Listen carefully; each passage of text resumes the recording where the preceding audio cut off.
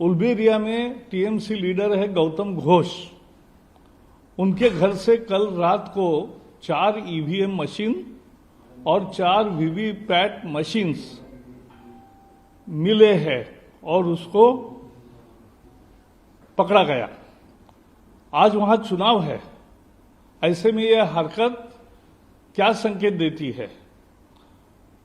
चुनाव आयोग ने कार्रवाई की है, मशीन को रद्द किया है और अधिकारी पर कार्रवाई की है, लेकिन मामला इतना आसान नहीं दिखता, संगीन लगता है और इसलिए उसकी विशेष जांच होनी चाहिए, यह हमारी मांग है।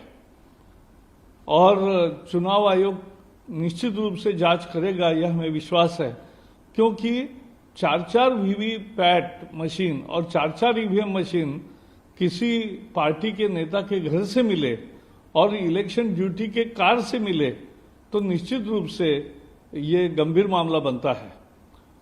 Today is the third phase of polling in West Bengal, and yet another TMC attempt has been exposed. Yesterday night in Ulberia constituency, TMC leader Gautam Ghosh, from his residence, 4 VVPAT machines and 4 EVM machines were found and were confiscated. The machines were brought by a car which was on election duty. And this becomes more serious because today is the voting day. Election Commission has taken action not to use those machines and suspend the officer. But this may be a bigger thing than it seems. And therefore we demand that there should be full inquiry of this VVPATs and machines found in TMC leader's house. So that's our demand, and we are very sure that Election Commission will definitely do separate and independent inquiry. Sir, अभी 2 दिनों पहले असम में जब ऐसा ही घटना हुई तो यही पार्टियां टीएमसी कह रही थी कि बीजेपी का बात नहीं, ये तो see, this is very serious because today is the election and today is the voting machines were found, not only one or single or anything.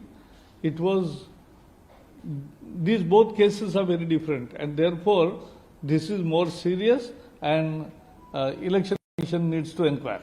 That's all. Thank you.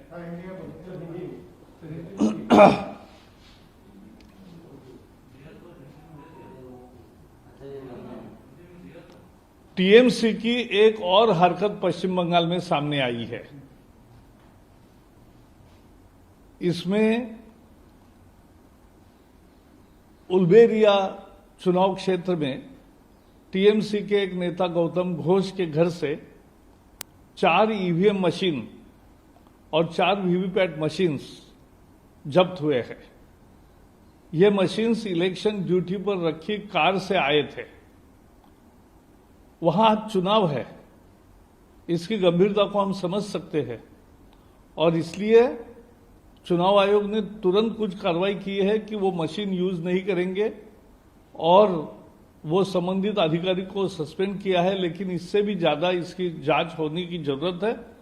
तो हमारी मांग है कि इलेक्शन कमीशन खुद detail में इसकी जांच करे और आवश्यक कड़ी कार्रवाई करे, क्योंकि ये साधारण अपराध नहीं है, ये चुनाव प्रक्रिया के साथ एक तरह से धांधली का व्यवहार है और इसलिए इसकी अलग जांच होनी चाहिए।